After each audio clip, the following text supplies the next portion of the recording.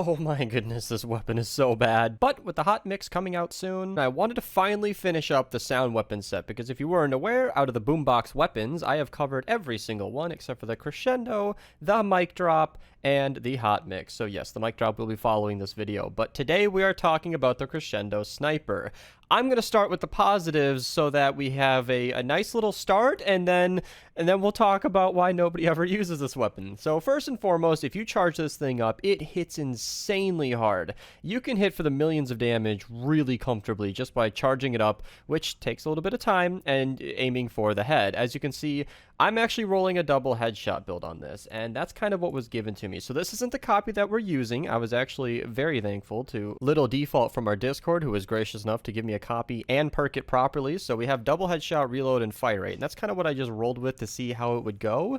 And part of me wanted to try that because fire rate was added to the bows in the same update that allowed fire rate to decrease the amount of time it spent for charge attacks to take place. So with the Crescendo charging up its attack, it takes less time with fire rate. Now, what's also interesting is the Crescendo was one of the very, very few weapons, I think it was the only one that was given 2 fire rate perks with that exact same update. So you can do that, but I didn't really want to go that route, as I think that reload is kind of important here. So my point is, you can charge it up, go for double headshot, and you can hit very, very hard with that. And that's pretty much it. The only way that I found this weapon to be at all viable was, as you can see here with my Beat Blaster, it has damage dancing enemies on it. So I'll link the Beat Blaster and all the other Boombox weapons below if you guys want to check out their own videos. I will update that list, so if you're watching this in the future, the mic drop and the hot mix should be down there.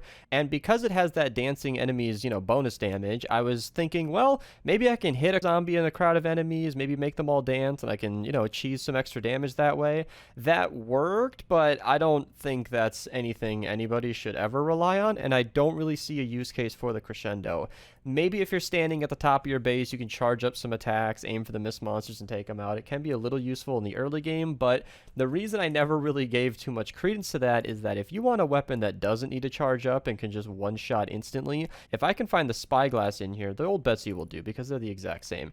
It's just 400,000 straight up, just every single headshot. You might not have the old Betsy or the Spyglass, and that's totally fair, but my point is there are other snipers like the Obliterator, which you can get right out of the collection book. Give that double headshot, or even go with the crit build. I use this for defenders, so they kind of do better with the crit build, but double headshot would be my same recommendation, and it's still going to hit pretty hard. You can pull the Obliterator right out of the collection book, and it actually is a lot more versatile because you can shoot, one-shot structures, and you can shoot through enemies. My point is the Crescendo is not really filling any niche that anybody asked for, but if you insist on using this, let's talk about the best perks for it. I already kind of did. I would never in a million years recommend a crit build on a sniper. As I just showed with my Obliterator, I specifically only have a crit build on that because I'm giving it to defenders who don't really hit headshots very often, and they all have crit rating perks on my defenders, so it's kind of a pretty good way to go for that build. And with the Obliterator, you can shoot through enemies, thus giving you multiple chances to crit. As for the Crescendo, I already talked about how you not only fire slowly, once per second essentially with a 0.9 fire rate, but you're really charging up to a single shot, which takes a little bit of time. So if you are going to go to all that effort to get a shot off with this weapon, you want to get the biggest bang for your buck, and double headshot is the only way that I could ever see myself using this. Reload was kind of an option because you're already sort of fitting yourself into a slower play style. You're already committing to charging up your attacks. A reload might not be necessary. Maybe you could go for damage, give it a little bit of an extra boost when you hit enemies, but as I talked about with the multi-million damage from a headshot, you're not necessarily needing more damage, so if you're not needing more damage, maybe a second fire rate perk could be the way to go. Double fire rate, double headshot could make for some really consistent damage. As for the element, if you're committing to mist monsters only, physical is probably not that bad. Smashers can be elemental, and they will give you an issue, but frankly, with the way that Smashers move around and how wonky their hitbox is to hit them in the head, and how obtrusive they can be when they run into your base, you're probably not going to want to use a sniper for that job. Seriously, tag it once in the head at best, and then just switch to an AR. I'm actually dragging out this clip that I'm recording right now, just so I could give you a little bit more time to watch me struggle against the Smasher.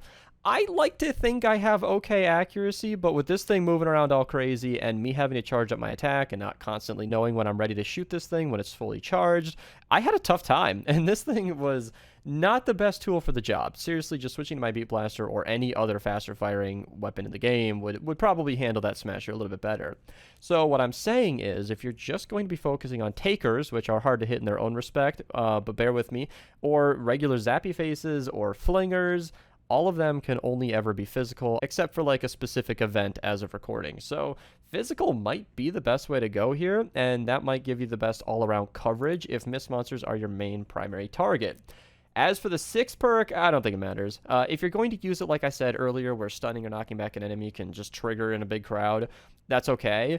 But with the high damage this thing is outputting, eliminating a single enemy isn't going to be too much to ask as well. So I don't really think either of these perks stand out as a must get. Either one is going to be completely fine. But unfortunately, this weapon is so slow and so powerful that it's one of those weird cases where in my best perks videos, I like to talk about sort of the best general build. This is not a weapon that has a general use case. It's not something you're going to be running around with. You're only going to be able to play slowly with it. So I don't really see any other way than kind of what I'm talking about here. So yeah, the only way I could find to use this is to pair it with another boombox weapon or stand up on top of your base and charge it up with every single shot. It's kind of akin to a slower playstyle, but as always when I showcase snipers, I like to show it using my AR build, simply because I like to treat snipers as a secondary. And that's kind of what I talked about with the Spyglass and the old Betsy. I used to run around with my normal AR and a launcher, and I'd switch to my sniper just to one-shot the mist monsters. Perhaps a more dedicated sniper loadout would probably be better for this, and there are really only 2 heroes that I can point you towards if you're going to go that route. Redline Ramirez, who, as of recording this, I think is actually in the shop right now. I can't remember if she was from Hit the Road Llamas. I can just check right now. There she is. Redline Ramirez is right there in the shop. Earlier this year, for many months, Rabbit Raider Jonesy was also available, and he's kind of your other sniper hero. So there's your crit damage, she gives you your damage, and those are kind of the only 2 heroes that actually buff snipers. And I'll link my best bow loadout in the description below. Even though I am talking about bows, the bows are still snipers, so it can give you kind of a decent loadout, or if you are just curious about bows in general, I'm going to link that down there anyway, just so it can give you a little bit of a resource if you're trying to build a proper loadout for this.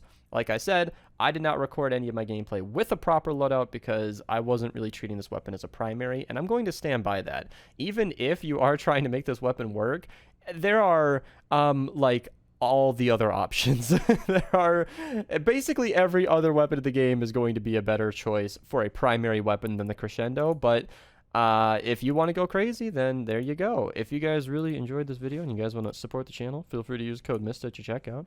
If you guys want to become a channel member, you can right here with the join button on the channel or the link in the description below. You do get all of these nice perks right here. A lot of the emotes are generally used in stream chats, which I'm starting to do more on Twitch. So if you'd like to subscribe over there instead of becoming a channel member, you can totally do that instead. Twitch link below. You can do whatever you want. Thank you guys so much for watching, and have a nice day.